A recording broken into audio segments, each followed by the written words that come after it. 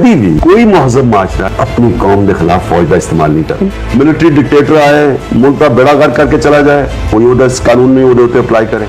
कद पाकिस्तान की तारीख के अंदर उन लोगों जो ताकतवर लोग ने इस मुल्क के उन्होंने लिए भी वही कानून होंगे जो बाकी साढ़े लिए ने कि यह खास क्लास है जो ताकतवर है इस मुल्क के अंदर, जिन्होंने मुख्तलिफ कवानीन है।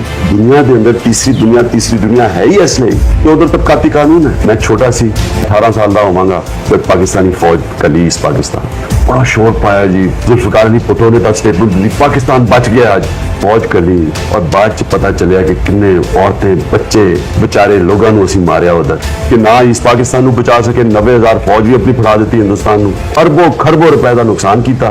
की नतीजा मिले उस तो भी पता चल जाना चाहिए सी कि कोई महजब माशरा कभी भी अपनी कौम के खिलाफ फौज का इस्तेमाल नहीं करता।